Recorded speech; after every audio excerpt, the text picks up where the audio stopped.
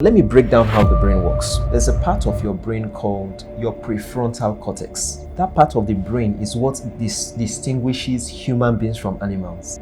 Some of the other parts of the brain, animals have it. But what makes a human being different from an animal is that animals don't have a prefrontal cortex. We have a prefrontal cortex.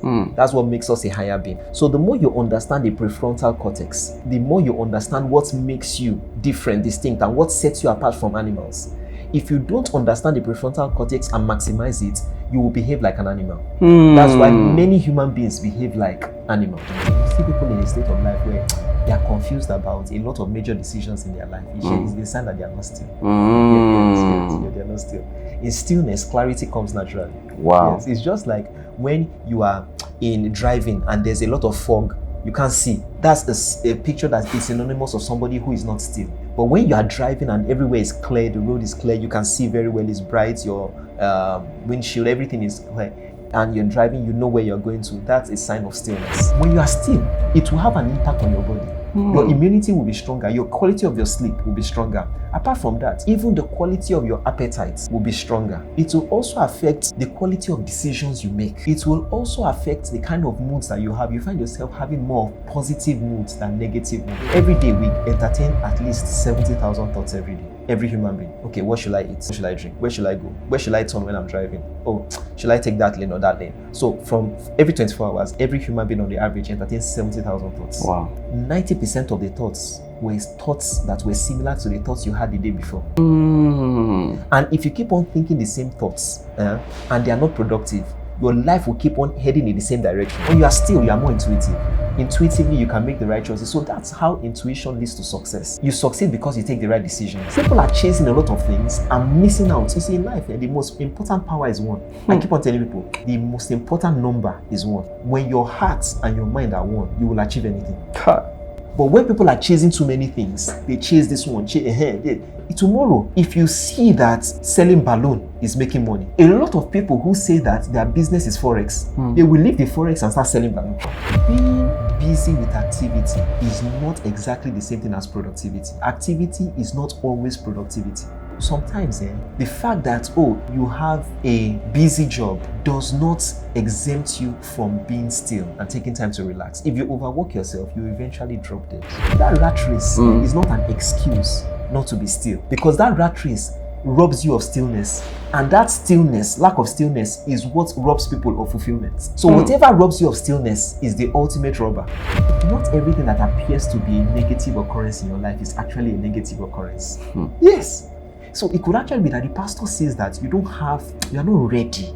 You see, I'm a married man. Marriage takes a lot of maturity. It takes a lot, in fact, that's why you see a lot of billionaires failed in marriage. It's easier to make money than to make a marriage work. I promise you. Hey! Larry Ellison. Say that again. Larry Ellison at Oracle has been divorced 3 times.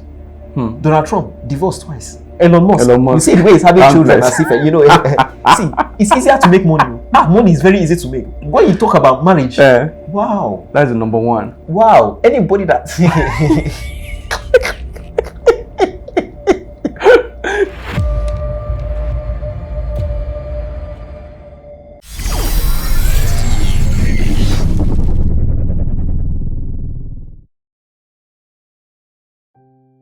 Welcome to another episode of Selahmeditate, where we explore powerful ideas that will inspire your personal growth, unlock your success, and ultimately transform your life. I remain your host, Benzik. And today we're going to explore some not very much talked about areas that are very, very vital to your personal growth and ultimately to your fulfillment. And those areas are stillness, mastery, mindset. Those areas are so vital to your development. Many people don't really usually talk about all those areas, but they are so important when it comes to how you ultimately have happiness and fulfillment in your life. And my very good friend here beside me is going to do justice to this topic.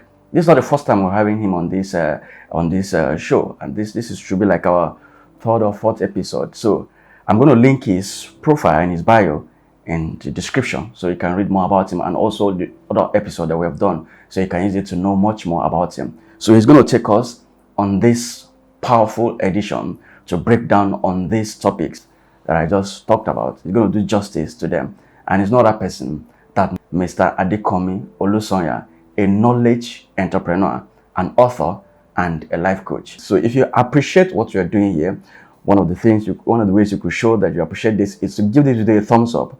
Like this video, take a moment and do that. And also subscribe to this channel if it's your first time of coming to this channel. Share this video with people that this is going to benefit. So guys, make welcome Mr. Adekanmi Olusanya. Thank you very much for having me. It's a privilege to have you once again. Our conversation has been quite very insightful, and it comes with a lot of back and forth, lots of comments, as in positive comments around it. And most people will say, can you have him back again? Can you bring him back again? So it's really, really an insightful conversation each time we sit down to talk. But I'm interested. I really want to know what's really propelled you, or what's your idea? Why did you explore those topics, stillness, mindset, meditation? Why? Why do you explore it? Okay, the reason why I explored it, and I think that people should take those things really seriously, is because when you understand how the brain works, you will know that the workings of the brain is very integral to our performance, our outputs, our productivity, our efficiency, our effectiveness. So let me break down how the brain works. The brain is divided into different parts. You have places like the thalamus, the hippocampus, the hypothalamus, the prefrontal cortex, the amygdala, the corpus callosum. But I'll pick on two areas. There's a part of your brain called your prefrontal cortex. That part of the brain is what distinguishes human beings from animals. Some of the other parts of the brain, animals have it. But what makes a human being different from an animal is that animals don't have a prefrontal cortex. We have a prefrontal cortex. That's what makes us a higher being. So the more you understand the prefrontal cortex, the more you understand what makes you different, distinct, and what sets you apart from animals. If you don't understand the prefrontal cortex and maximize it, you will behave like an animal. That's why many human beings behave like animals. Wow. Break down that prefrontal cortex. Very good. So the prefrontal cortex is the last part of your body to develop. Yes. Wow. Your chest, your breasts, your voice, all of them develop before the prefrontal cortex. The prefrontal cortex fully develops at the age of 26. Whoa. That's why teenagers are not advised to take major decisions in life, like get married. So when you see a teenager, and that's why teenagers behave the way they behave. There's a lot of youthful exuberance because the most important part of their body and most important part of their brain is not fully developed. That's why children behave the way they behave. Wow. Because that part, prefrontal cortex, is not fully developed. Let me say more about the prefrontal cortex. You see, this part is the part, it blocks negative emotions. It's so wonderful. It blocks negative. That's why it's difficult for teenagers to block negative emotions. Difficult. That's why it's easier for a teenager to go through a traumatic experience. And that's why when children grow up in abusive environments or toxic environments, it stays with them for a good part of their lives, if not for the rest of their lives, because the part of the brain that can block out all that negativity is not fully formed. Wow. Yes. Wow. Now, the second thing about that prefrontal cortex is that it keeps your amygdala in check. Now, what's the amygdala? The amygdala is the part of the body, or the brain, that regulates or processes, I'll use the word, it processes emotion. It's part of the limbic system. The limbic system is a part of the brain that is the emotional center of the brain. Now, animals have a limbic system. That's why a dog can get angry. Yeah, it's the emotional part of the brain. Like I told you, what differentiates animals or mammals from human beings is the prefrontal cortex. So, animals have a limbic system, but so the amygdala, the prefrontal cortex keeps the part of your brain that regulates or processes emotion. Because you see, the reason that it's not emotions that make or mar human beings. It's the way we process emotions that make or mar human beings. So let me give you an example. Two people can get a sack letter on the same day. Two people can get a sack letter on the same day, and one of them goes into depression. And the other one says, well, if I get rejected by this organization, that means a better organization is going to come for me. And I'll give you clear examples in life. Oprah Winfrey was told earlier on that she was too fat for television. But she never took rejection. And she processed the rejection differently. That, you know what? I'm not too fat for TV. I'm not an outcast. I'm not incapable of excelling in the media industry. She processed that feedback differently. If you look at some of the greatest and most successful people, they were rejected just like people who have failed and who you will never hear of. It's just that they processed it differently. Wow. So what the prefrontal cortex does, so I'll give you, even the Beatles. Do you know that Warren Buffett, the richest investor of all time, was rejected 3 times by Harvard University? Yeah, he wanted to go to Harvard. He never got to go to Harvard because he was rejected. Wow. Okay. And Jack Ma, the founder of Alibaba, was rejected 7 times by Harvard University. You know, so it's not, you see, people who fail and people who succeed, rich people and poor people, they go through the same experiences in life. It's just that they process it differently. Okay, so that is what that stillness, mindset, and mastery, they're all together? No. I'm explaining the different parts of the brain. Okay. So I was telling you what the prefrontal cortex does, what the amygdala does. Now, if you scan the brain of recidivists, a recidivist is somebody who has committed heinous crimes over and over again. So if you scan their brains, all of them are in major correctional centers all around the world. We have people like Jeffrey Dahmer, Richard Ramirez, Mark Chapman, the man who killed John Lennon, one of the leader of the Beatles. You know, people like that commits regular heinous crimes. If you scan their brains, you will see that the activity in their prefrontal cortex is very minimal. That part of the brain that blocks out, the activity there is very minimal. But if you check the amygdala, when you scan their brains and you see the amygdala is very large and active. Wow. Yes. So you see, there's what you call the neurobiology of activity, character, evil and good. And by understanding it, you will know how to live a very optimal life. You understand how to live a very, very optimal life. Wow. Now let us come to stillness itself. Now, how do you define stillness and why is it vital in today's fast-paced world? Now, there are 2 modes that the body or the human being can operate in. He can operate in survival mode or creativity mode, but you can't operate in both.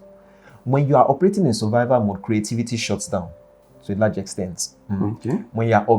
So let me give you an example. Let's say you see a tiger. When you see a tiger, a particular hormone will come out called adrenaline.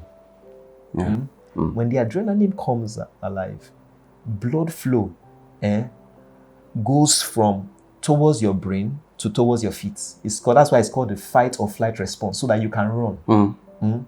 So what happens is that the amount of blood that should be in your brain to make you, think as fast as possible is not going towards your brain. Rather than blood flowing upwards, it's now flowing downwards to your feet, so that you can help you run. Yes, to help you survive. So because you are in that mode, you cannot function optimally, creatively. Do you understand? So that is how it works. So, but the thing about life is that we are not supposed to spend our lives perpetually in survival mode. No. It's good to spend time there when there is a serious occurrence happening. Let's say, God forbid, we have had events in Kenya where there was a bomb detonating. We have had events like that in France, in America. Things happen. Anything can happen. There could be a riot, and you have to run. So that's why that part is created. That chemistry is created in the body, so that you can. That's why it's called the fight or flight. When there's a danger, but you are not supposed to be perpetually in danger. So when you are perpetually in danger, you have more of you are now in stress mode. Okay. In stress mode, fat accumulates in the body under stress mode. When you are stressed, your body thinks you are starving, so it begins to produce more fat. So yes. In fact, the part of the body that does that is called the omentum. It's called the omentum. Omentum. So now the reason for stillness, why stillness is necessary, is that if you spend more time in that panic mode, it keeps you in stress. In stress, your immune system breaks down. You become more susceptible to diseases. Wow. Yes. And that's why stillness is good. So in stillness, you go from that survival panic mode into creativity and relaxation mode, where you are functioning optimally. Human beings are created to function in that mode, stillness mode, creativity mode, the mode of creativity, not perpetually in the mode of survival. Survival is only for it should only happen occasionally when the need presents itself. Okay. So that's why stillness and that's meditation. stillness. So meditation is one of the acts that gets people into the state of stillness. That's the connection.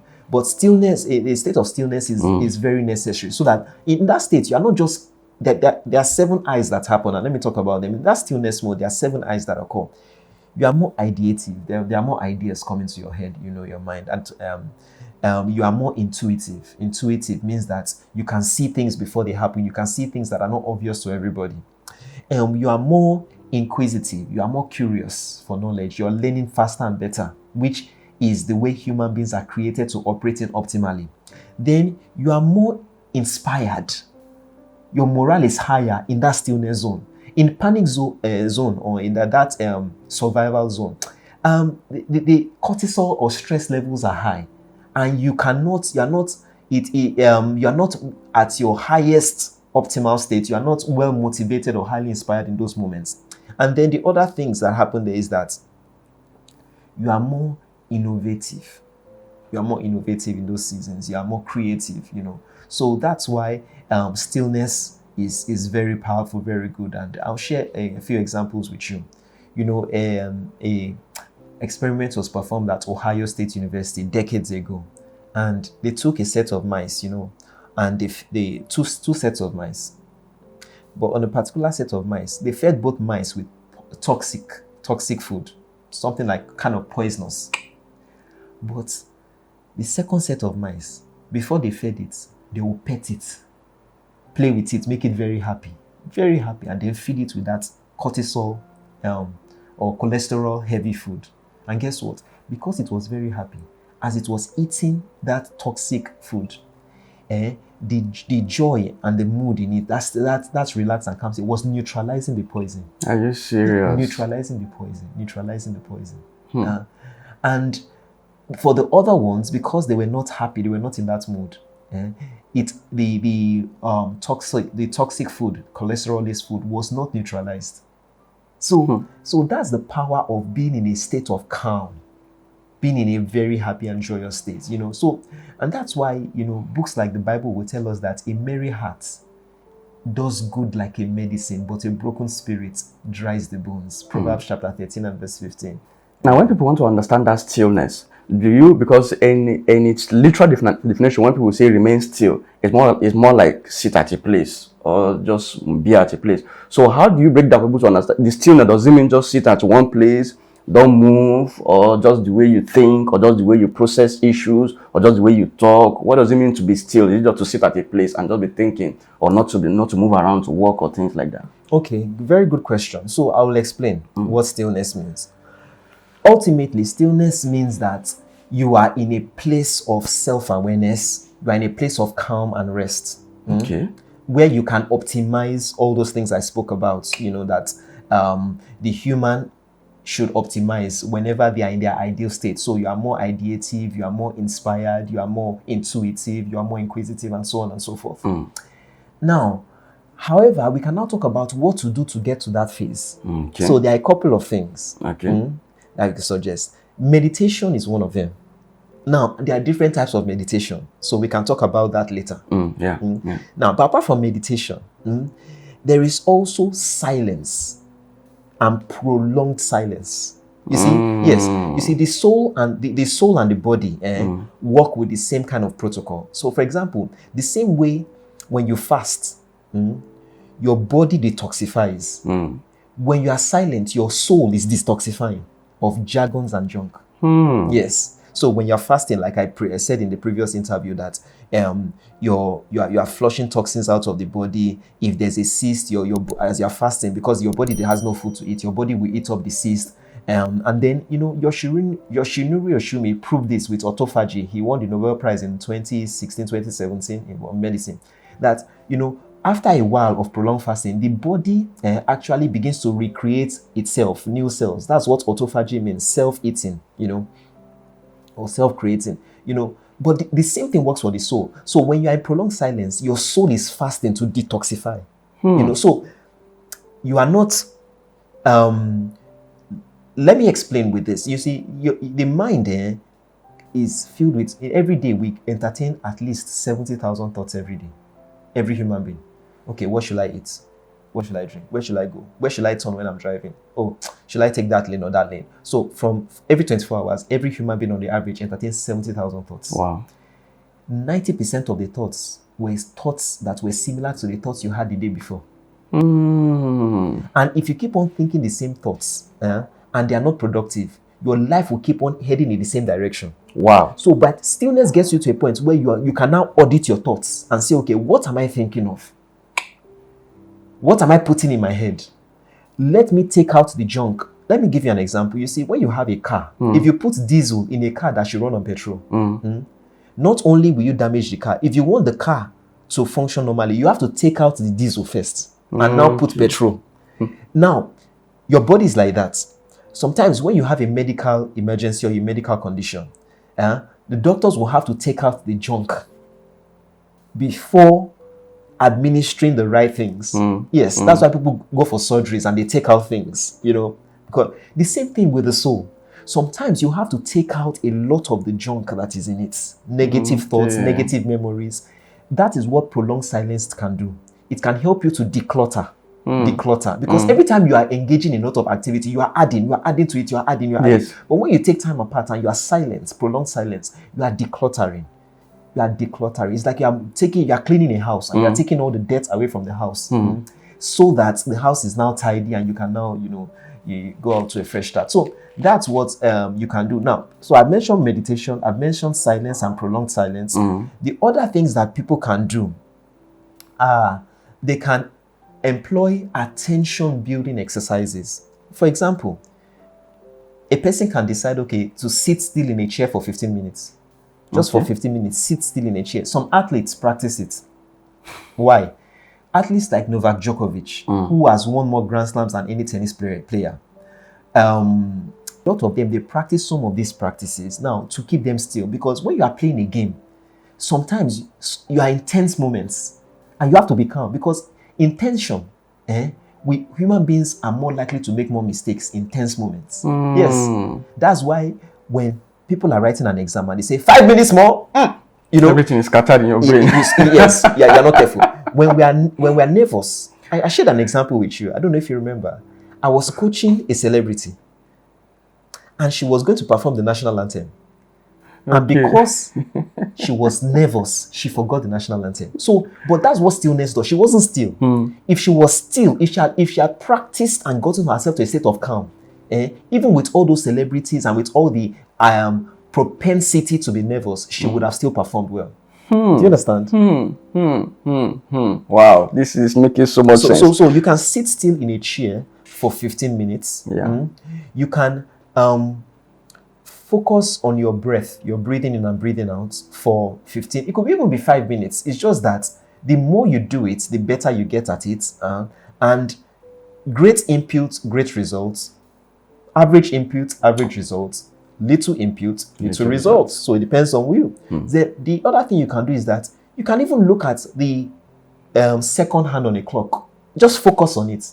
You are training yourself to be focused, not to be distracted. So there are different things. There are people that actually, they put an object on their head and they walk from one end of the room to another and focusing on it that it does not fall. Anything that you do that trains you to be focused, trains you to be attentive, rather than for your mind to wander aimlessly. And there's nothing wrong with the mind wandering. There are two types of mind wandering. There's constructive mind wandering and destructive mind wandering. Okay. Yes.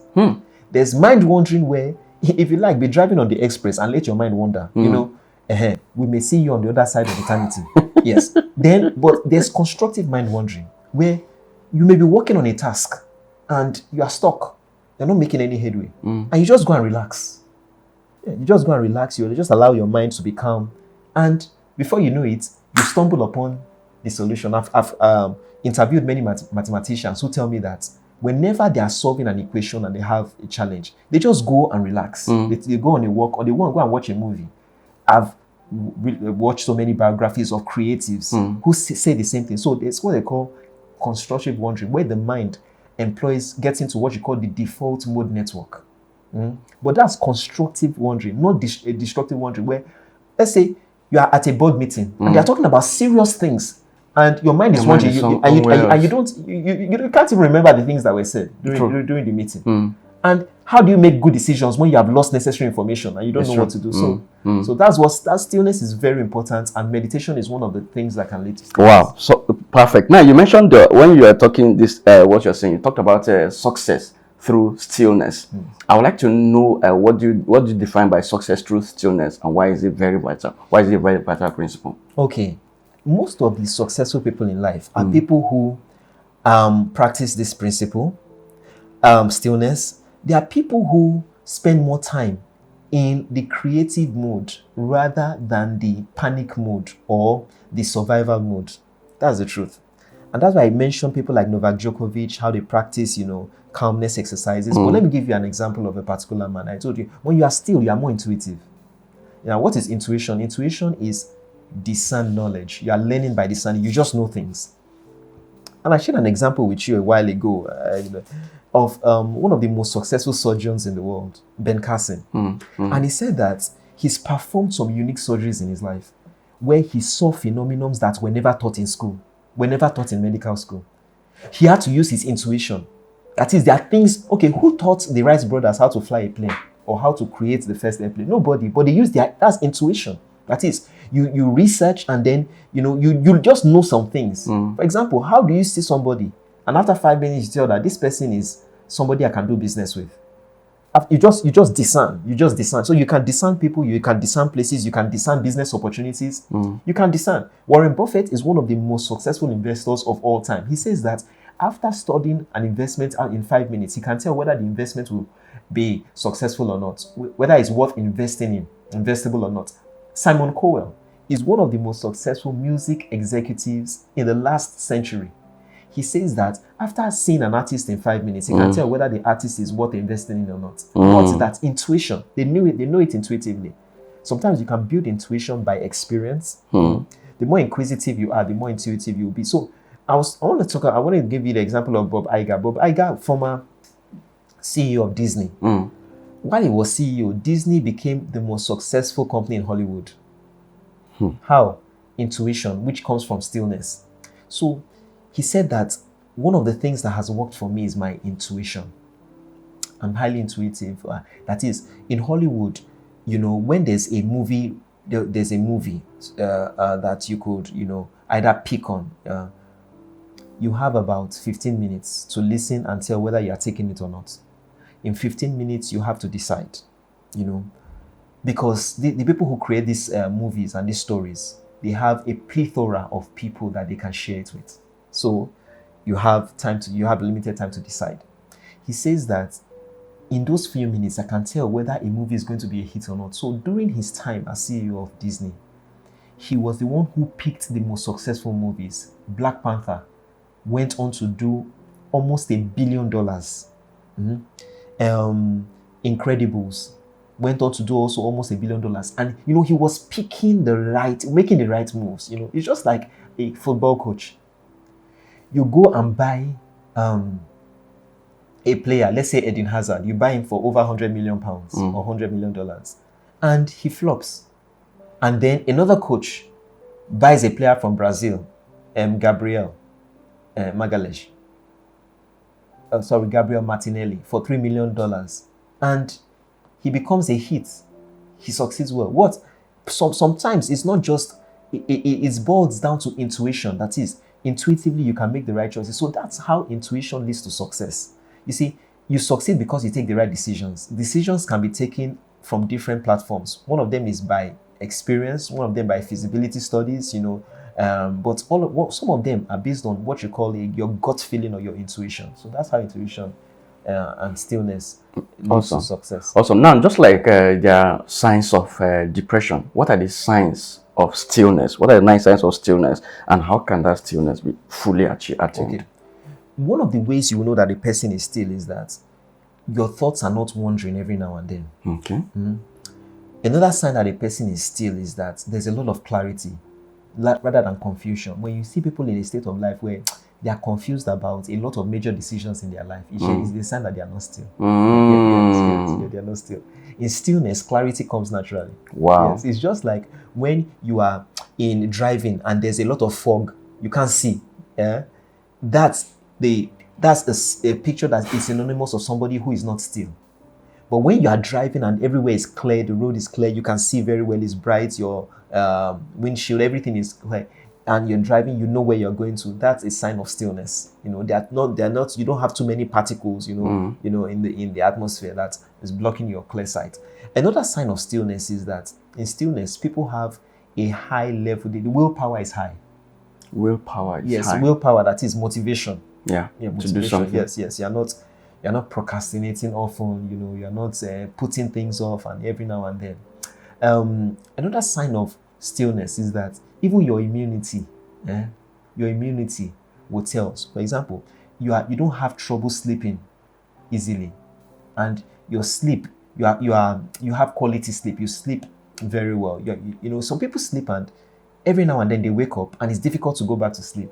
Yeah. So in stillness, it's even stillness. You see, your thoughts permeates to your body. That's why a person could be nervous and the person is fidgeting.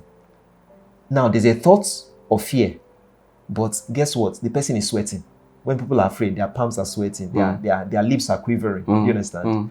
When people are afraid, some people even urinate on their body. Some people have urinated on their body at gunpoint because they are afraid. So your thoughts affect your biochemistry, your biology, your body. Yes. So when you are still, it will have an impact on your body. Your immunity will be stronger. Your quality of your sleep will be stronger. Apart from that, even the quality of your appetite will be stronger.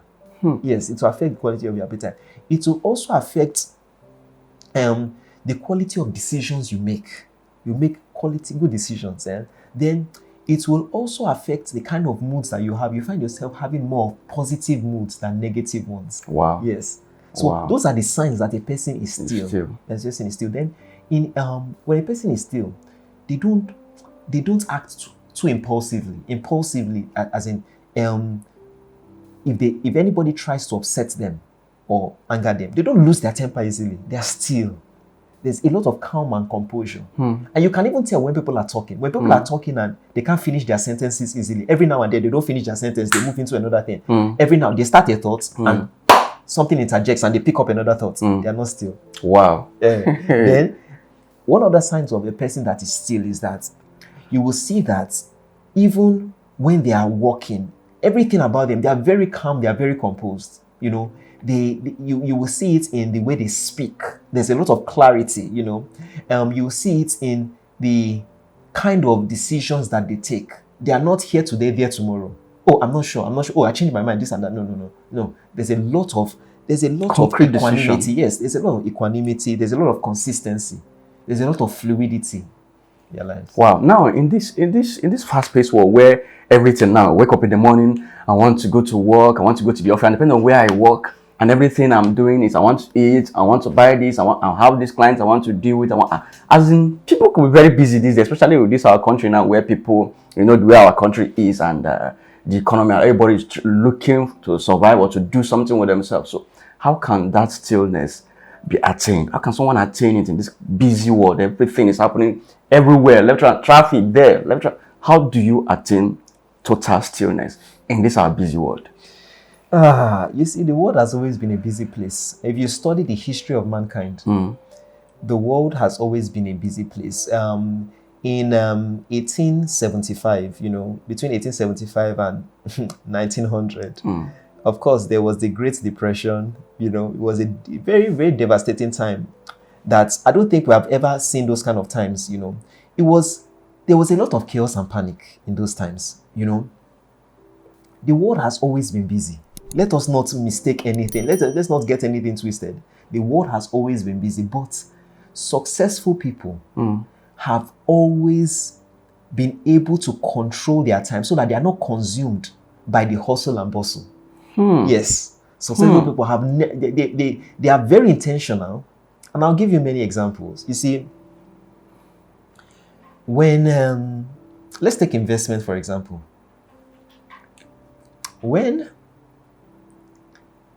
Bitcoin crashed, that was 3 years ago.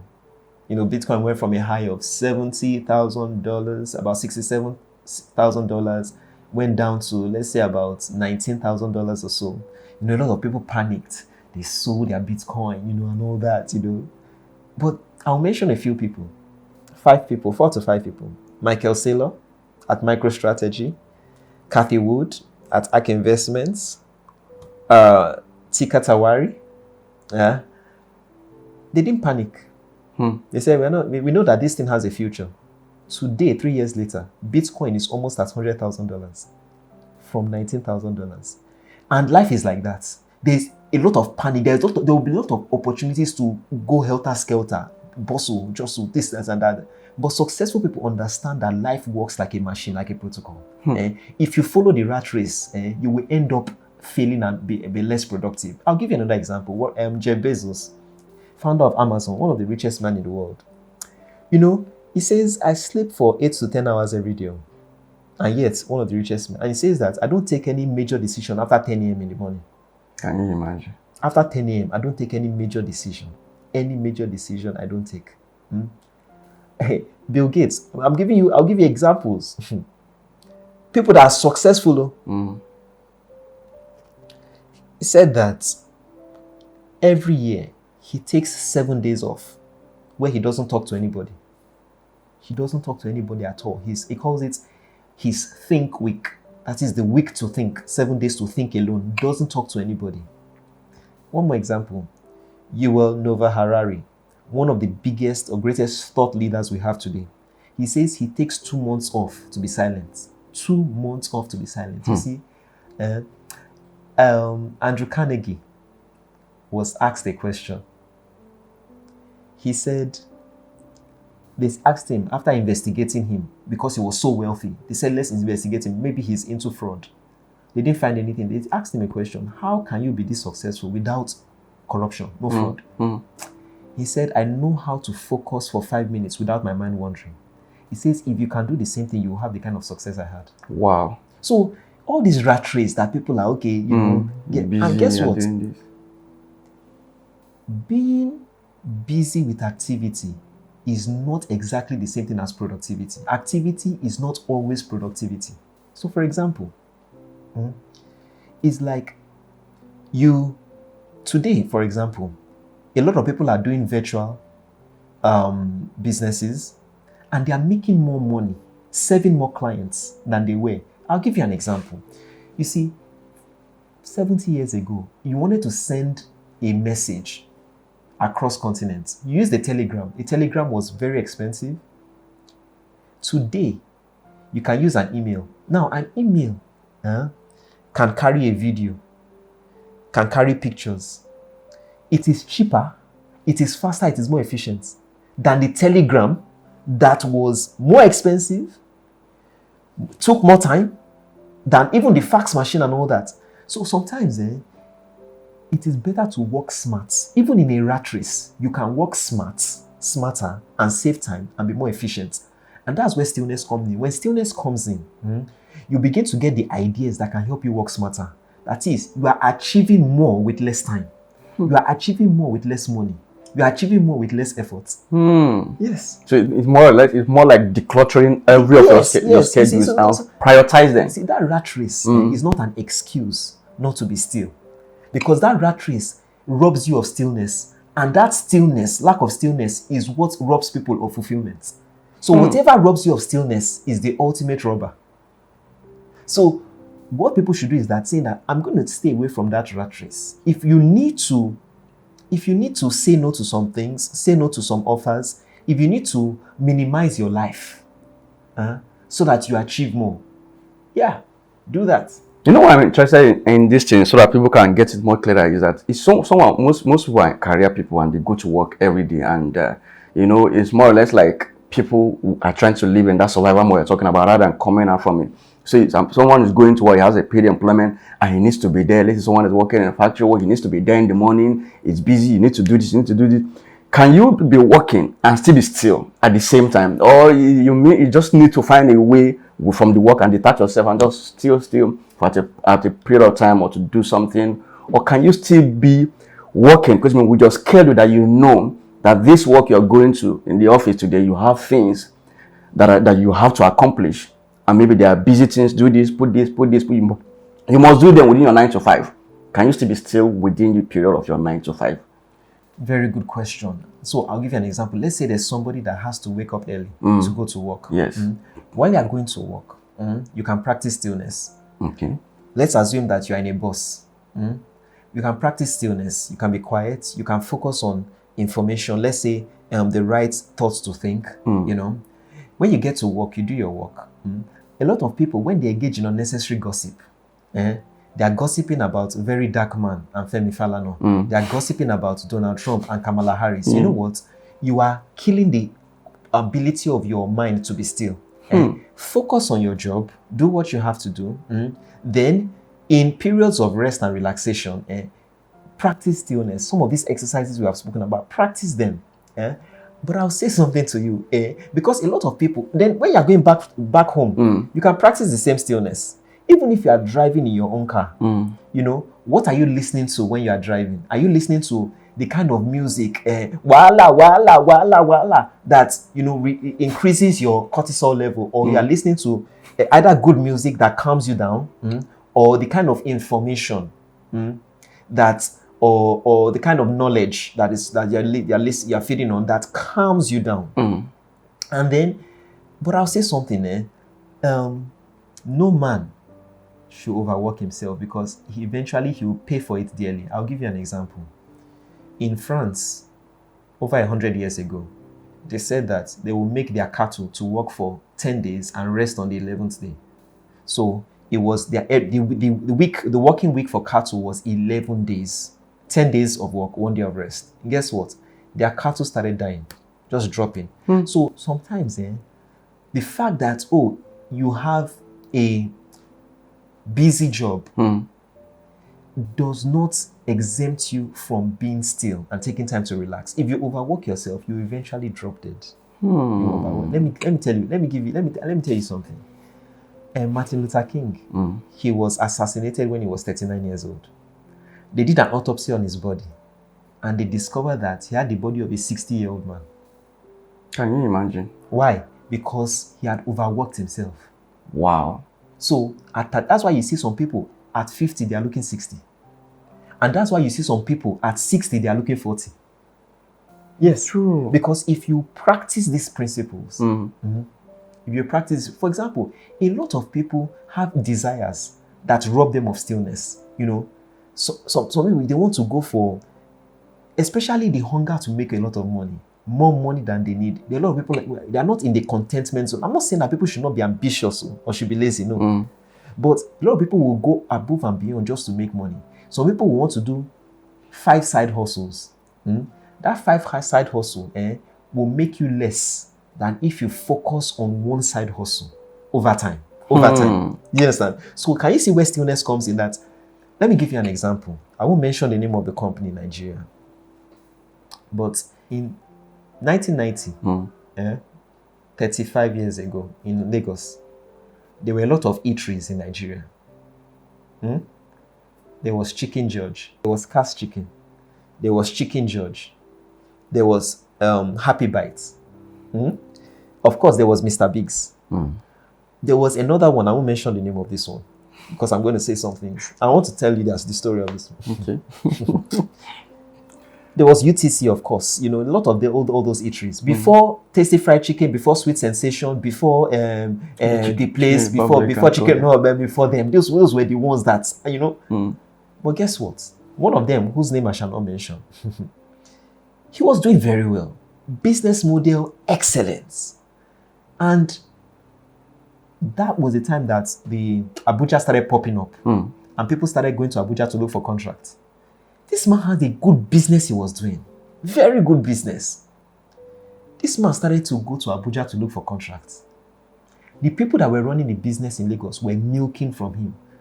I know people who were working in that business who were stealing at least 3,000 naira every day. And 3,000 naira then, imagine how much it was then.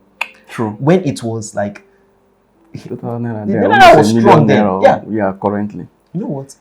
You go to Abuja and you'll be asking, oh, send money from Lagos, send money. Good. So you're using the money to look for contract. At the end of the day, that business crashed. I don't think he ever found what he was looking for in Abuja. So you see where stillness comes in. That is, people are chasing a lot of things and missing out. You see, in life, the most important power is one.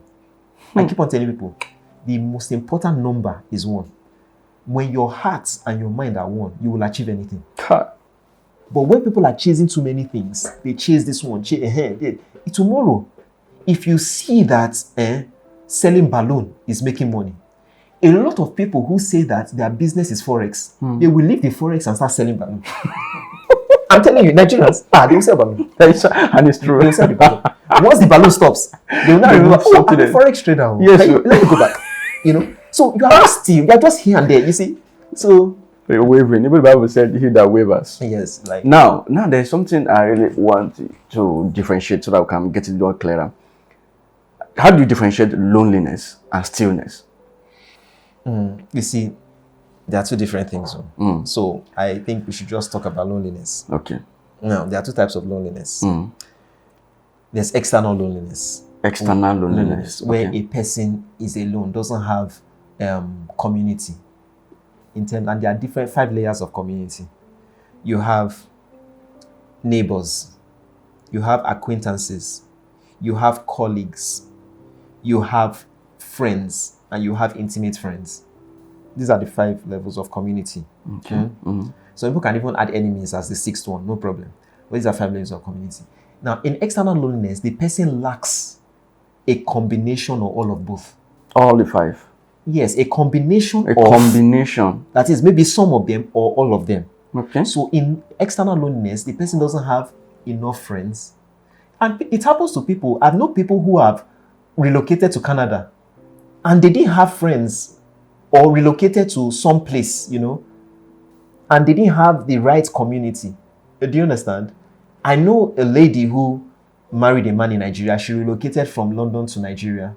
And for a few months, she suffered it. She didn't have enough friends. It was a new community to her. So that's where loneliness means that you don't have one or more or all of this. You don't have either intimate friends,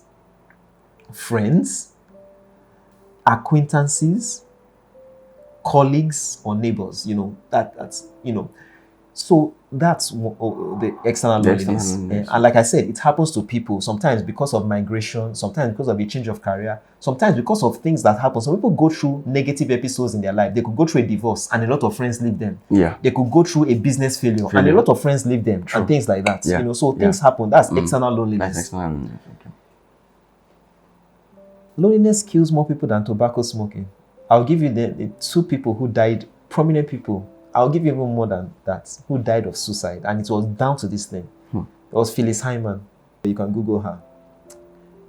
I'm R&B superstar. There was Tony Zich, the founder of Zappos. There was Anthony Bourdain. There was Chester Bennington of Linkin Park.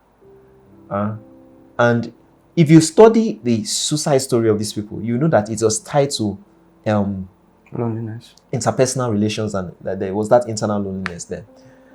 So let me talk about internal loneliness now. In internal loneliness, what happens is that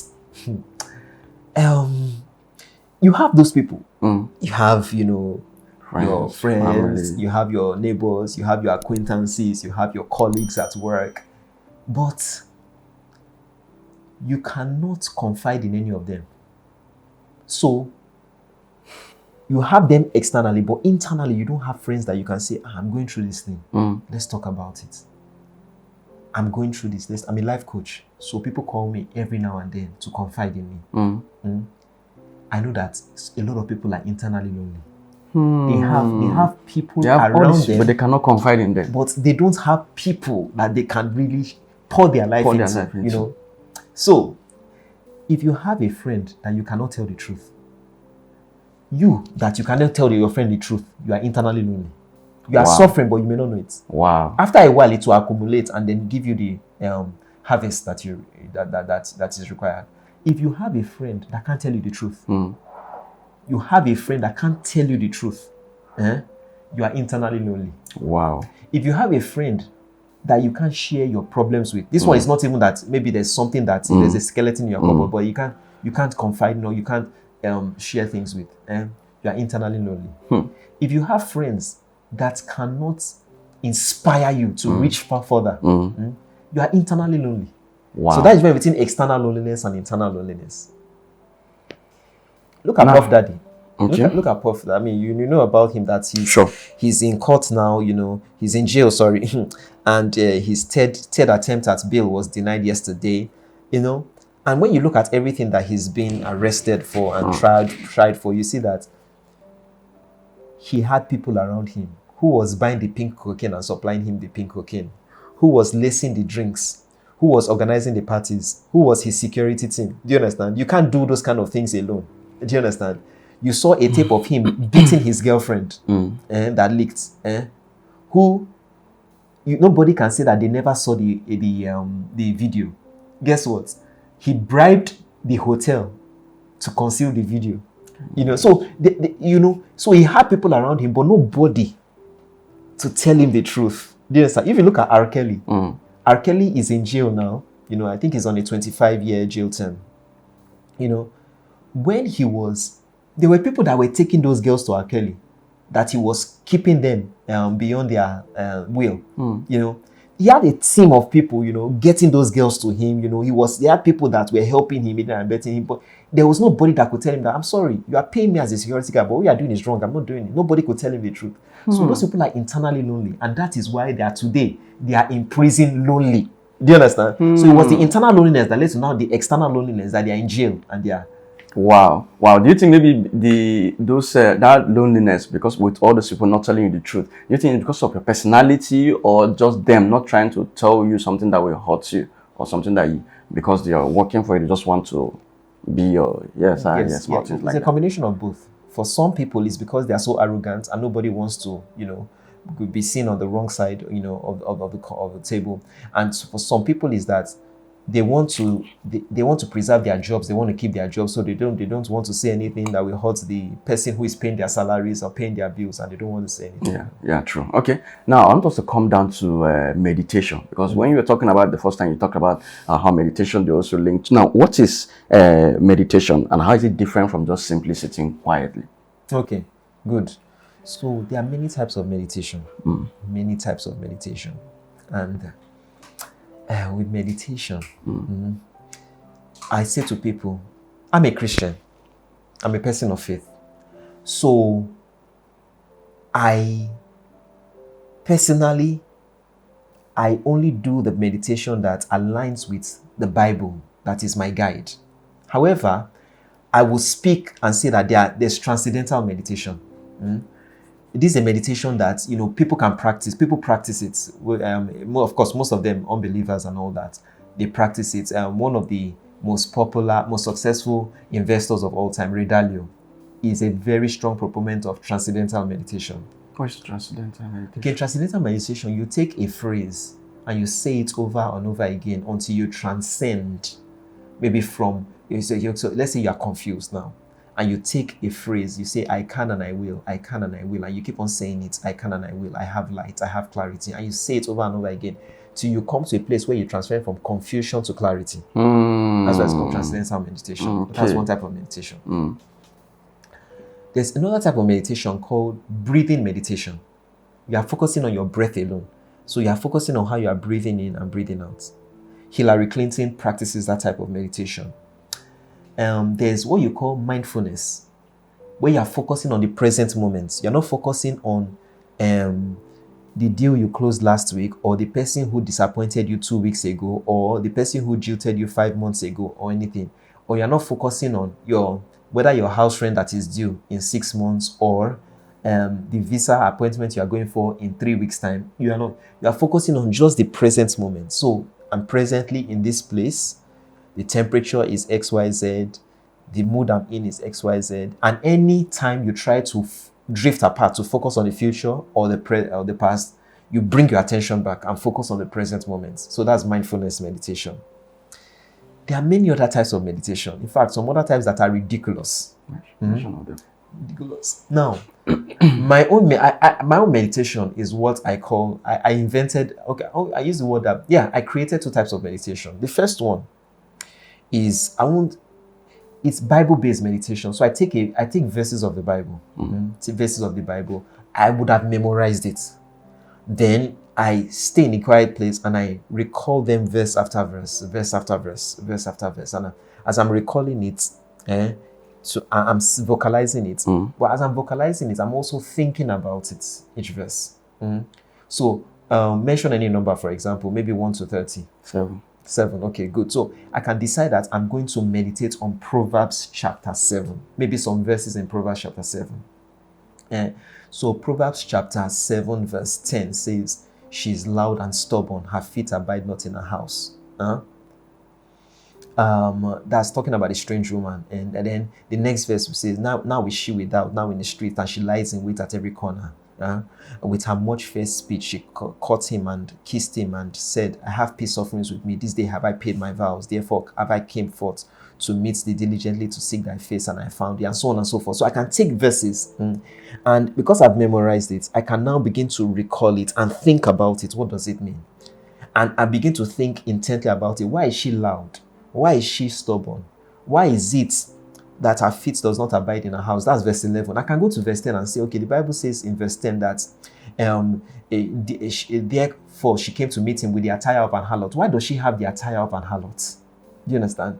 The Bible says that she has decked her bed with tapestry, with carved work, with fine linen of Egypt. Why tapestry? Why fine linen of Egypt? Why carved works? Why? So I'm questioning, I'm recalling all those verses, but I'm thinking about it. I'm focused on each verse of the Bible. Do you understand? That's one side. There's another kind of meditation I created. It's called thought replacement therapy. It's therapy, but it's actually meditation as well. So I created it for some of my clients who were struggling. One of them, she was afraid to stay in a house alone, an old woman. But she was afraid to stay in the house all alone. So people had to be in the house with her. I noticed that she was spending more time thinking about the bad dreams she has had than the good dreams. So I asked her, what are the best dreams you have ever had since you were born? The top 3 best dreams you have ever had. Write it down on a piece of paper. Every morning when you wake up, read it loud to yourself and think about it. The more you think about the good dreams you have had, the more you will forget the bad dreams you have had. The more you think about the good dreams you have had, the more you will have more good dreams. But if you think more about the bad dreams you have had, when you sleep, you will have more bad dreams. That's the way it works. Whatever the mind focuses on, it amplifies. So, for example, a lady may have been jilted by several men. But guess what? In a person's life, you have been treated well by certain people. Whether you like it or not. If you do a good audit of your life, you have been treated well by several people. So guess what? When I work with those clients, we list out the people who have treated them very well. And then when they wake up in the morning, they fix their mind on people who have treated them well. They just remember those people. Those events where somebody helped you with your luggage, it was raining and somebody helped you from nowhere. The person did not know you, you were having a difficult time at work. Somebody came to help you. You said, okay, I will help you with your appraisal, or I'll help you with this one thing or the other, or an assignment or something. A family friend helped you, just focus on the good. Thought replacement. You are replacing negative thoughts with intentional positive thoughts. So that's another type. So there are different types of meditation. What I tell people is that do whatever works for you. I'm a Christian. I do the type that works for me. Do whatever you think works for you. Which ones are those ones you said they are kind of ridiculous? There's a kind of meditation called orgasmic meditation. It was propounded by a particular lady. I can't remember her name offhand. And she became really popular. She got people like Gwyneth Paltrow, the Hollywood icon, to endorse it. But it ended very. The story, the whole movement had a very bad ending, and Netflix did a movie about it. So people people go into meditation by having an orgasm and all that. I'm just terrible. Now, when you talk about thinking, which is more important? Is it more positive thinking? That means you could just allow the negative thinking to be there, but try to ensure that you think more of positive things, or ensure that you reduce your negative thinking. Which is more important? They work together. They work together. The brain cannot accommodate a negative and positive thought at the same time. It's not possible.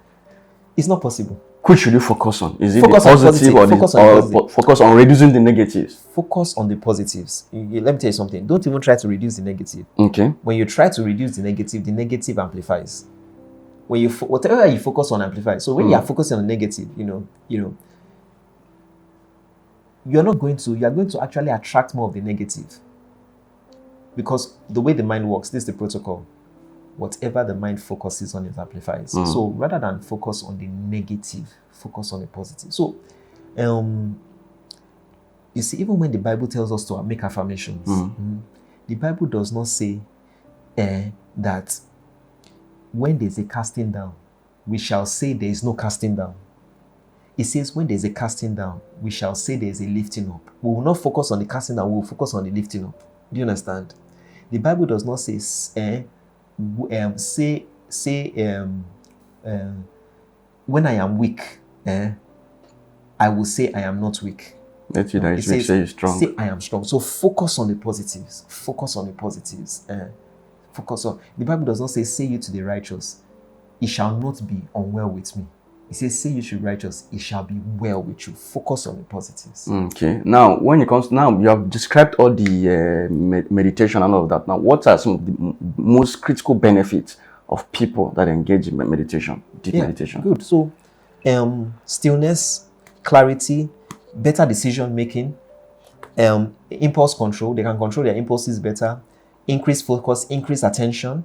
Empathy increases in meditation. Yeah. In meditation, your empathy increases based on the way the brain works. So the prefrontal cortex is a very good generator and engine. It galvanizes positive emotions, empathy, calm, control, trustworthiness. It does that. So you end up bringing out the best version of yourself. Best version of yourself. Okay. Now, for beginners that do not even know how to start, what are the best practices or steps they can take to start practicing meditation for beginners? They can start small. Start with 5 minutes if you cannot. Some people may not be able to do 2 hours or 30 minutes of meditation. You start small. Start small. And then, like I said, people should find the meditation that works well for them and do it. And let me say this, please. I'll say this to you without any form of equivocation. If you gain more from exercise than meditation, do your exercise. Because exercise releases endorphins that relax and calm people. Okay. Yes. So if exercise is your own meditation, do it. If swimming is your own meditation, do it. If lifting weights, if taking a walk is what brings you to that place of calm and relaxation and stillness and enlightenment, do it. Find what works for you and do it. Find what works for you and do it. So meditation is simply not just about sitting down and keeping quiet. No, that is not it. You're right. It's not about that. You can't put it in a box on the whole. It's about the essence of meditation is to bring you to a place of calm and enlightenment, a place of effectiveness, a place of flow. But people talk about so that you can also remain quiet and also your brain is processing things. Yes. That's why I spoke about the fact that there are things you can do to quiet in your noisy mind, where your thoughts, I spoke about unproductive wandering, how the mind can wander unproductively. So you can do some of the exercises I spoke about to tame your wandering mind. And I said that prolonged silence is one of the things that can tame the wandering mind. So when you are in silence for 3 days or more, that's prolonged silence. Now, what are the common challenges you think people face when they're trying to meditate, and how can they overcome it? The common challenges are people keep on saying that, I tried to meditate, my mind was wandering. That's the main thing people say. My mind was wandering. And then some people would say that, all these benefits you're talking about, some people will say that I'm not saying it. Some people need to be a little bit more patient. And that's why I say, do the meditation that works for you. Don't try to, so that you are not frustrated because you are not suited to a particular kind of meditation. You know why it is so important, rather than saying do the meditation that work for you. People may not even know what works for them, but when you share, when you break it down for them, I'll be able to pick out from what you said and try to imbibe it, rather than just say, okay, maybe I don't even know what's working for me. So you should try all the types of meditation and then find the one that works for you. That's why I spoke about the different types.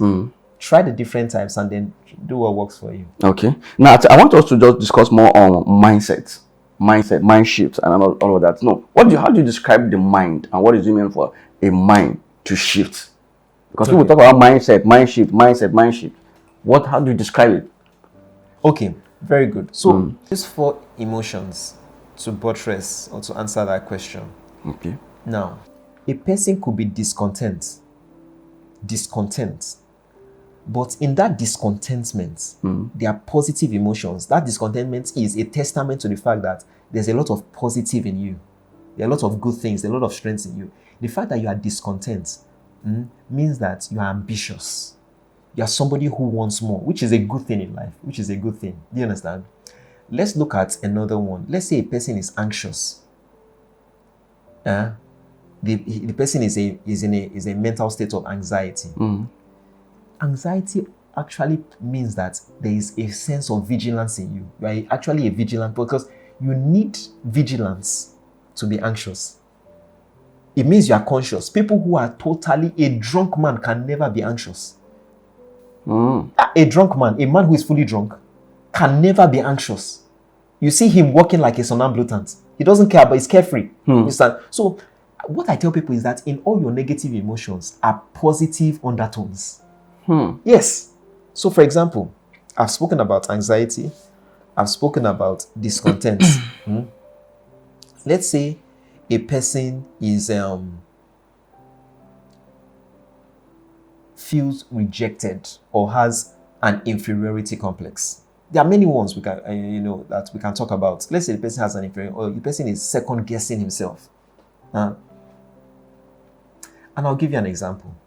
I coached a lady who went into depression. She didn't go to church for a whole year because she was in a church and somebody wanted to marry her, and the pastor advised the person against marrying her. So she said. She said the pastor advised the man against marrying her. So she left the church. She was depressed, didn't go to church for 1 year. But guess what? That in quotes is supposed to be a negative scenario. But there's a way you can rephrase every negative scenario. So instead of saying that my pastor doesn't want me to get married to that man, she could say that, look at it in a different sense. My pastor wants me to be better prepared for marriage. Yeah. Yes, because the truth is that there are a lot of pastors that have endorsed weddings, and those weddings have crashed in less than 2 years. There's a Nollywood actress whose wedding crashed because the church kept on saying, both of you are very close now, we are in the choir, you guys should just get married. Look at, it's not good for people now. People will just be seeing you people around every time, that just get married. After a while, the marriage crashed. So, you see, not everything that appears to be a negative occurrence in your life is actually a negative occurrence. Yes. So it could actually be that the pastor says that you are not ready. You see, I'm a married man. Marriage takes a lot of maturity. It takes a lot. In fact, that's why you see a lot of billionaires failed in marriage. It's easier to make money than to make a marriage work. I promise you. Hey! Larry Ellison at Oracle has been divorced 3 times. Donald Trump, divorced twice. Elon Musk. You see the way he's having children as if, see, it's easier to make money. Money is very easy to make. When you talk about marriage, wow. That's the number one. Wow. Anybody that...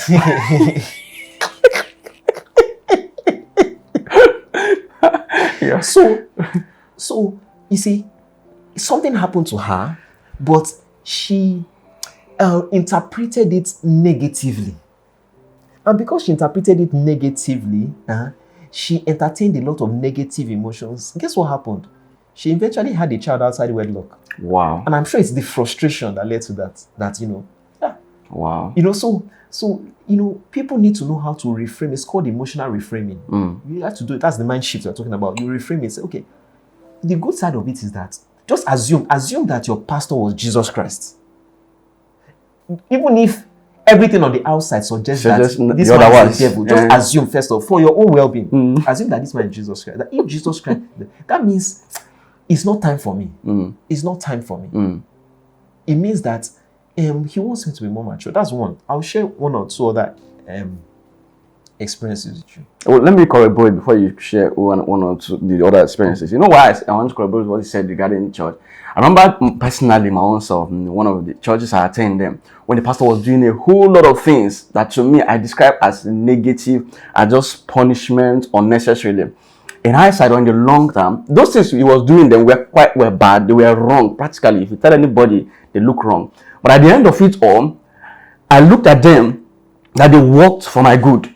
I looked at them that said, if he didn't do these things, I doubt maybe if I would have seen this or I would have seen life in this perspective, or would have gotten to this particular perspective. So what you're actually saying is quite good regarding reframing what is happening or changing the shift, the mind in regarding that thing that is could actually happen to you, no matter what the person is or what the person is doing. If you're able to change that perspective and you see it totally different. So it happened to me personally. That's the reason why I can understand to say yes. You can actually see that maybe the person's intention was actually bad, as in genuinely is bad. Not even because maybe you don't understand his intention. His intention was bad. Clearly, he doesn't want something, or maybe he doesn't want you to get married or things like that.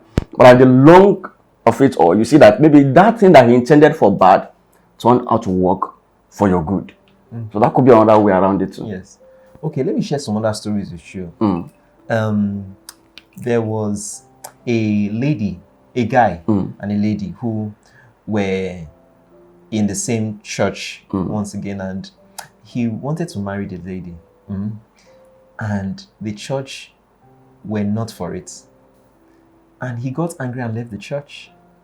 He later relocated to the UK. And one day in the UK, he saw a lady coming towards him. But he couldn't recognize this lady because she had changed. She had changed. So the lady waved at him and he was like, I don't know this lady.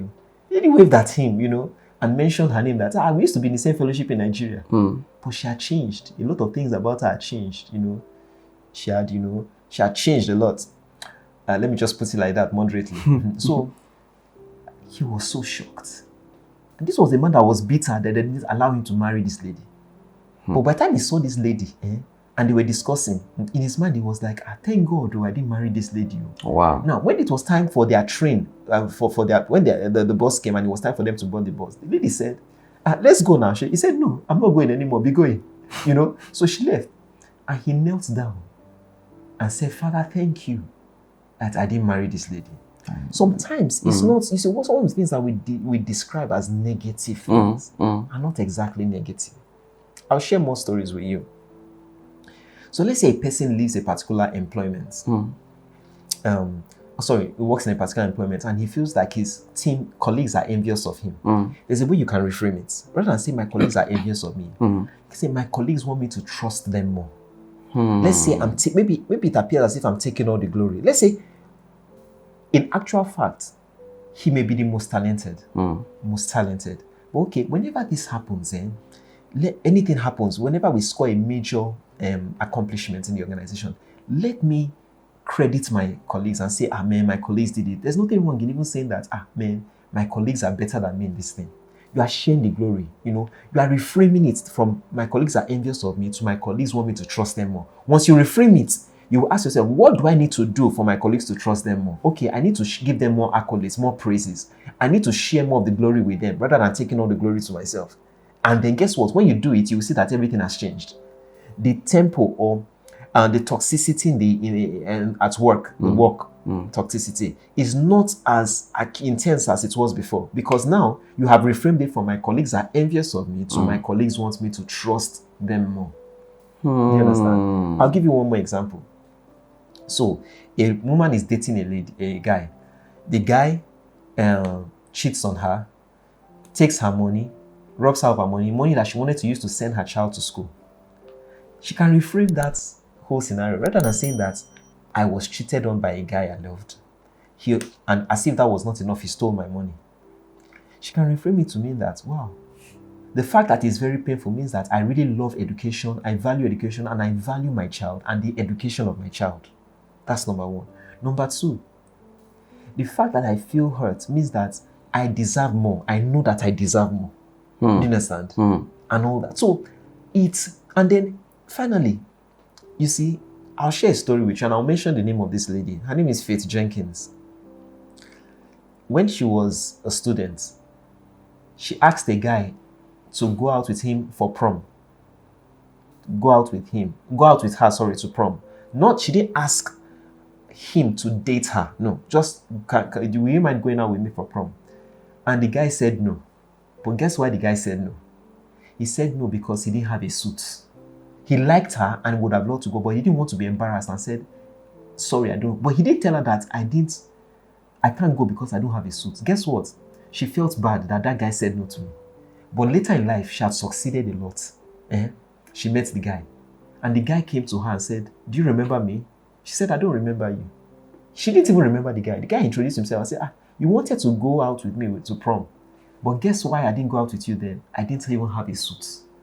So sometimes we are sad that we get some responses from people. Some rejection. But we don't know that the reason why we are getting rejected by those people is because of their insecurities rather than because of anything that is happening to us.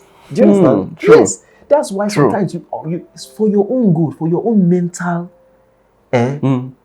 well-being and mental prosperity, you should always create the best possible scenarios. You see people that they call people twice, the people don't pick up. In their mind, they already assume that this person is snubbing me.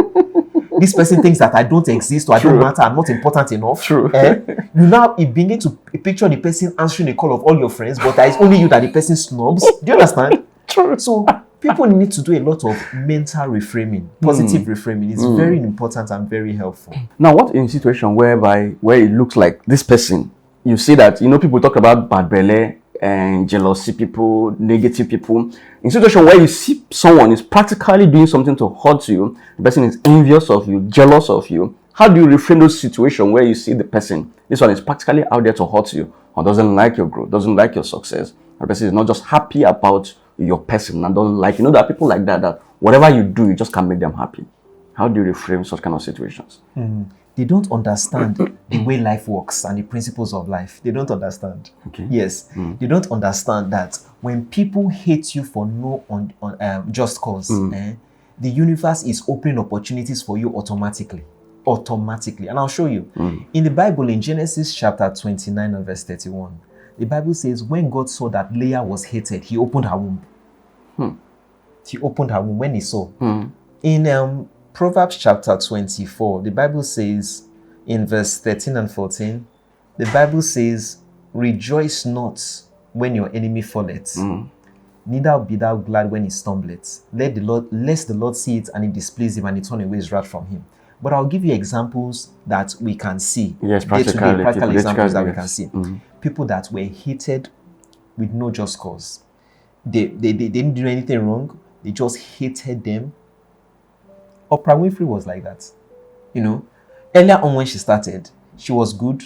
But just because she was a woman, number two, black, number three, fat, they said, you're not good enough for TV. Even though they knew that this woman is really talented, and, that led to her being kicked out of, or being rejected by so many people. But guess what? Like I said, the universe will always open opportunities for you. Today, Oprah Winfrey is a global icon. Today, all the people that rejected her, we don't even know who they are. You understand? So, I will give you so many more examples. If you look at some of the most prosperous people in life, the Jewish race, for example, the Jewish race is one of the most prosperous races on earth. The Jews are the most successful race in the world, period. They are more successful than the Asians, the Chinese, the Japanese. They are more successful than the Scandinavians. They are the most successful race in the world. But guess what? They are the most persecuted. But let me tell you how hatred made the Jews to be ultra successful. I will explain. Because the Jews were hated, they made it mandatory that they will learn multiple languages because they knew that if we're in one country today, we can be chased out and we will need to go to another country. So the Jews made sure that they were multilingual. So the average Jew speaks more than one language. That's number one. The second thing is this. Because the Jews were very highly persecuted, hated without a just cause, they made sure that they will never play with formal education. The Jews do not play with formal education. They make up the highest number of scholars among the best Ivy League universities in the world. Brown's University, Harvard, Yale, Princeton, MIT, all you name it, Stanford. And the Jews don't play with certain professions: law, banking, accounting, engineering, architecture, especially law. They don't play with it because they know that these are the sectors that sustain the society. And because we are hated without a just cause, we need to make sure that we have a strong footing in those sectors so that they can withstand. So the average Jew is born to think of, they are infatuated with success. They are obsessed with success because of that, the persecution. The third thing that persecution has made you, the Jews are very minimalistic. A Jew can be worth $7 million and he'll be working with short knicker, the same short knicker every day. Let me tell you something. I was in North London for about 2 months. I stayed in a Jewish neighborhood and I saw the way Jews are. The things that we read in books is true. I live next to a Jewish synagogue, so I observe them very well. The things that we see, they are very true. As wealthy as they are, you see them. They don't show off their wealth. They don't show off their wealth so that they don't attract unnecessary attention and persecution. So as wealthy as they are, you see them, the way they dress, the way they carry themselves, they are not flashy at all. You see that they own shares in some of the biggest auto manufacturers in the world. But yet, they don't drive those flashy cars. Wow. The Jews own some of the biggest NBA franchises in America. Yet, they don't even play the basketball. They will leave the blacks to be playing the basketball, but we own the companies. You understand? So, that's how, you see, it's just perspective. The Jews have become one of the Jews teach their children, whenever you get money, the first money, tithing, this first 10%, tithing, the second 10% to the poor, the third 10% is for savings, next 10% investments, then you can live on the rest of the 60. That is, the children will have a safe of 4 containers, tithing, giving to the poor, and that's where anywhere Jews are, they give to the poor. They have a particular portion of their income that they give to the poor. They know that if poor people are quite satisfied, they will not try to harm them. And if you think that does not work, do you know that in some of the places that suffered incessant bombings, places where a lot of charitable donations were done, they didn't bomb some of those places. I will not mention names because of the peculiarity of some of those. I won't mention the names of some of those groups, but in the research I have done, I have seen that in places that suffered a lot of huge bombings, there were places that they left. In one of those places, I won't mention the country or place, they said, we won't bomb that area because they built a transformer for us. We will bomb the other places, but that place, those people built a transformer for us, we won't bomb that place. So the Jews understand the power of philanthropy. Why? Because they have been through persecution. So that's the power of when people hate you without a just cause. It pushes you to look for opportunities where others are not looking for it. Wow. Now, you mentioned on success now, and it's quite very interesting area. Now, what role does the mind play in shaping our reality, and how can we train it faster for greater success? The mind is the ultimate tool in shaping your reality. It's the mind. If you feel like Henry Ford said, if you think you can do it, whether you think you can do it or you don't think you can do it, you are right. So there are so many examples I have shared. So many examples I have shared of people who did not think they could do a thing and they never accomplished it. And people who felt like they could do things and they accomplished it. I'll give you an example. I'll give you just 2 examples that we can relate to. Okay. First example, Steven Gerrard. in that iconic final, Liverpool and versus AC Milan. That was in 2006. I think it was either 2006 or 2007 Champions League final. I think it was 2007 Champions League final. After halftime, AC Milan were leading 3-0. 3-0 after halftime. But you know what? He told his colleague, you know what? We're not going to lose this game. If you're afraid, just give me the ball. Guess what? About 10 minutes into halftime, he scored the first goal. Before you know it, Liverpool scored the second goal. It was 3-2. Before the end of the game, Liverpool equalized and they won on penalties. Because whether you think you can do it or you think you cannot do it, you are right. Correct. When Donald Trump was going to run for president, a very good friend of his told him that, you see, instead of you running, let Kim Kardashian better run for president. It's better Kim Kardashian runs, for president than you. Why are you wasting your time? The first time or the second time? No, the first time. Yeah. So that's it. I'll give you another example. When Barack Obama was running for president the first time, there's a very powerful black man called Clarence Evans. He's late now. His daughter said she wanted to volunteer to be on the Obama team just to be a supporter. He told his daughter, don't bother, don't waste your time. Like, listen, I've studied, I'm a veteran, I'm an icon in this thing. You can Google his name, Clarence Evans. They call him the Godfather. You can Google him. Told his daughter, don't bother. The daughter said, you know what, don't worry, I'll just do it. It doesn't, give or take, I don't lose anything, I'll just do it. I was saying not to bother that he's not going anywhere. But Obama can't beat anything in a primary election, Democratic Party, it can't happen. But the rest is history. So, whether you feel you can do it or you can't, and that does not mean that anybody who believes he can do a thing will succeed the first time. No. Okay. No. Even if you believe it. Yes, even if you believe it. That does not guarantee that you will succeed the first time. A lot of these people I'm telling you about, they have failed many times when they believe that they will succeed. Do you understand? A lot of people who believe they will become presidents of some countries I will not mention, you understand, never became presidents. And they genuinely believed. People who believe that they will win a particular music contest, reality show, never happened. So, belief alone is not enough. So why is that? Is it that they didn't believe enough? Or is not just, or maybe the belief is not accurate or something? I trashed that out in my interview on the hierarchy of manifestation. Yeah. I trashed that out. Yeah, that's true. I think I'm going to link that so that someone that doesn't understand that can watch that video. I want us to come on to discuss on mastery. You talk about mastery. Now, what does it mean to master a thing? And how do they come together with stillness and meditation? What is mastery? Okay, mastery is a point where you get a high point of proficiency in anything, where you can do it at virtually any time, and you can do it almost effortlessly. Okay.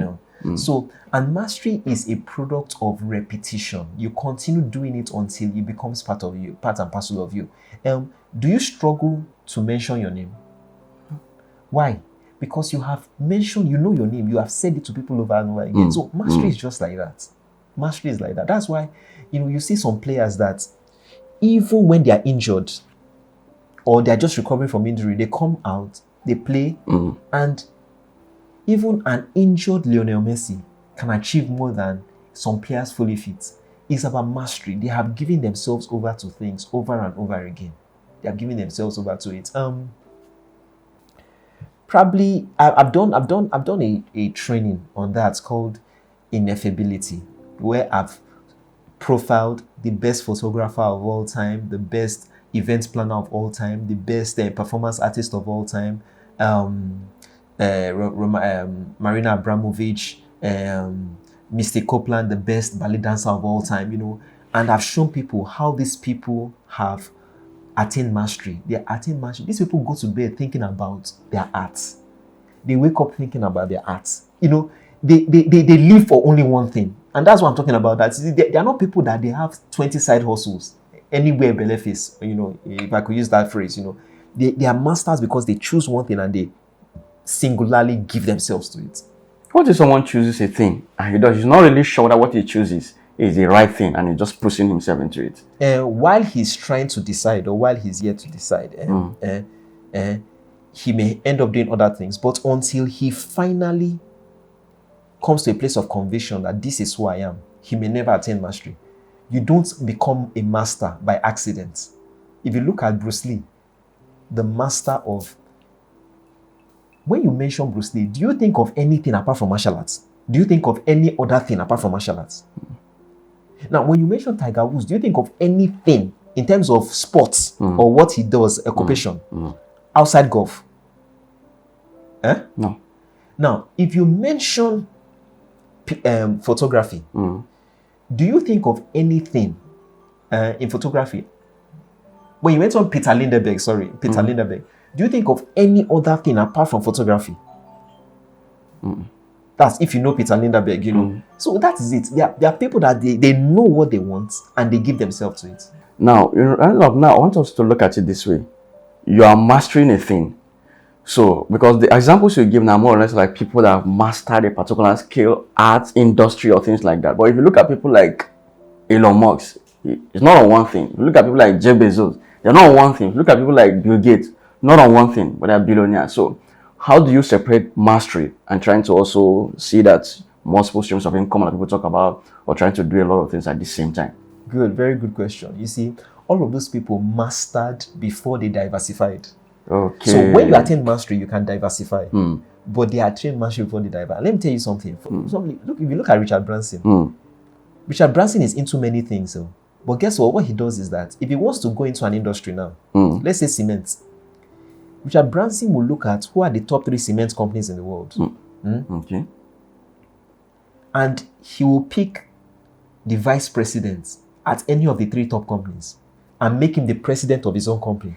So that person is the one doing all the work. He will just get the best people, give them all the support they need. He doesn't care about, all he wants is that, okay, I've gotten the best people. I've given them all the support they need. All they need to do is to get me my results. He's not poking himself in that business. So he's still a master. Do you understand? He's just putting the right pegs in the right holes. Do you understand? Okay.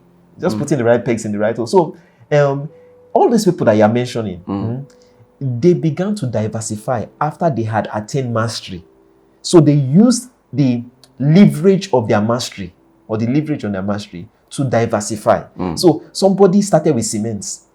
After he had become very big with cements, he now used part of the profits to say, okay, I can get a loan based on my asset. I can start a refinery. I can get a loan. I can go into petrochemicals. I can get a loan. I can go into sugar. I can go into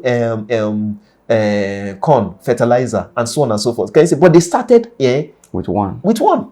Okay, it's about focusing on one. Yes, and then there's a time a tree doesn't grow from the roots with different branches. It first of all goes straight with a stem there before it begins to diversify. So okay, one of my final 2 or more questions I want to finalize on. Now, when it comes to fulfillment, how can someone integrate these practices to build up a well-rounded, fulfilled life?